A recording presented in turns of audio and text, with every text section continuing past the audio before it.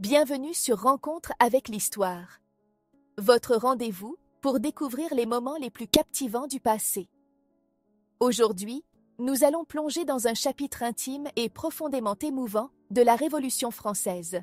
Une période où les tumultes politiques et sociaux redessinent les contours de la monarchie.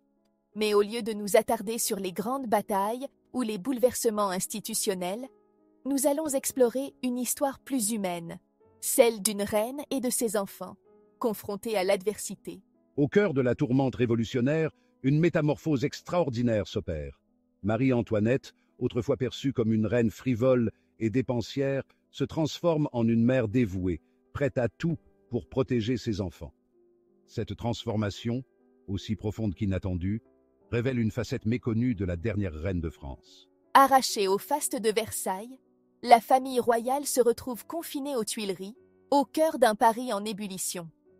Les couloirs dorés et les jardins majestueux laissent place à une existence plus modeste, marquée par l'incertitude et la menace constante. C'est dans ce cadre austère que le jeune dauphin, Louis-Charles, à peine âgé de 5 ans, va connaître une enfance bien différente de celle qu'on lui avait promise. Dans l'enceinte du palais, un modeste jardin est aménagé pour le petit prince. Ce bout de verdure devient son royaume, un espace où l'innocence de l'enfance tente de résister à la dureté des temps. Un jour, voyant la foule se presser pour l'observer, il prononce ces mots touchants. « Excusez-moi, je suis bien fâché que mon jardin soit si petit, parce que cela me prive du plaisir de vous recevoir tous. » Cette innocence désarmante, même au cœur de la tempête, émeut tous ceux qui l'entourent. Le petit Louis-Charles, sans le savoir, devient un symbole de pureté dans un monde qui s'assombrit. Autre anecdote méconnue, pour honorer le dauphin et peut-être pour lui offrir un semblant de normalité, on crée un régiment d'enfants, le Royal Dauphin.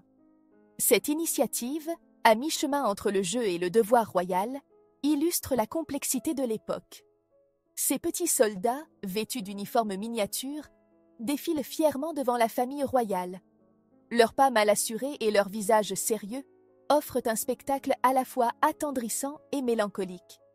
Même le marquis de Lafayette, pourtant figure emblématique de la Révolution, s'attendrit devant ce spectacle, déclarant « Il n'y a plus d'enfants. Eh bien, soit.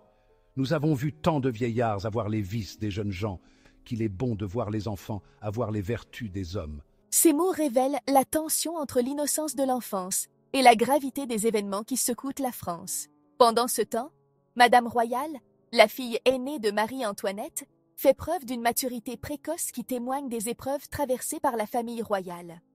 À l'approche de sa première communion, un événement qui aurait dû être célébré avec faste dans d'autres circonstances, Louis XVI lui adresse des paroles empreintes de gravité. « Souvenez-vous, ma fille, que cette sainte religion est la source du bonheur et notre sentier dans les adversités de la vie. » Ces mots, loin des discours protocolaires, révèlent un père conscient des défis qui attendent sa fille. Contrairement à la tradition qui voulait que les princesses reçoivent des parures somptueuses pour de telles occasions, Madame Royale ne reçoit pas de diamants.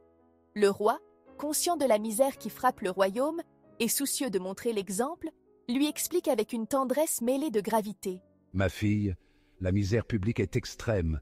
Vous aimez mieux vous passer de pierreries que de savoir que d'autres se passent de pain. » Cette décision, bien que symbolique, illustre la prise de conscience tardive de la famille royale face aux souffrances du peuple.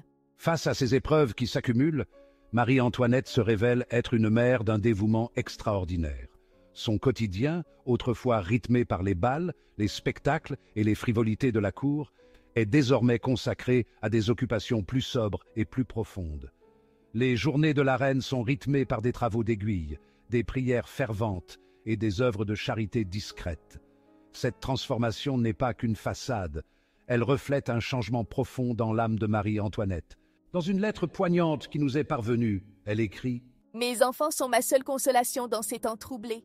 Leur innocence et leur amour me donnent la force de continuer. » Ces mots, loin de l'image de la reine insouciante, révèlent une femme qui puise dans l'amour maternel la force de faire face à l'adversité. Marie-Antoinette, jadis critiquée pour son manque d'intérêt pour les affaires de l'État, trouve dans son rôle de mère une force et une dignité nouvelles. La transformation de Marie-Antoinette est si frappante qu'elle ne peut échapper même à ses détracteurs les plus acharnés.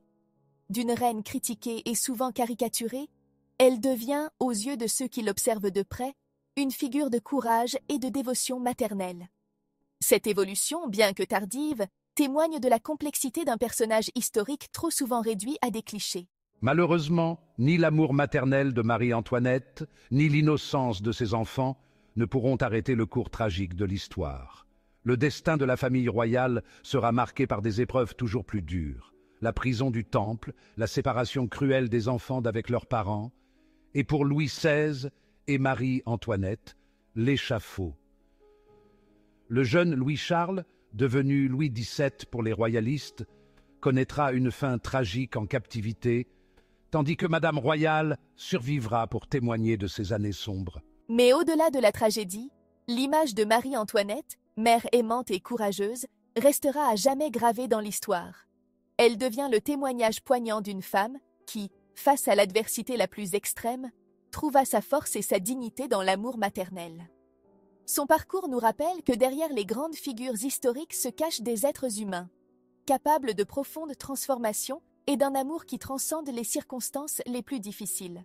Ainsi s'achève notre plongée dans l'histoire intime de Marie-Antoinette et de ses enfants. Cette histoire nous rappelle que même au cœur des plus grands bouleversements historiques, l'amour et l'humanité peuvent persister. N'oubliez pas de vous abonner à Rencontre avec l'Histoire pour d'autres récits captivants du passé. À bientôt pour de nouvelles découvertes historiques.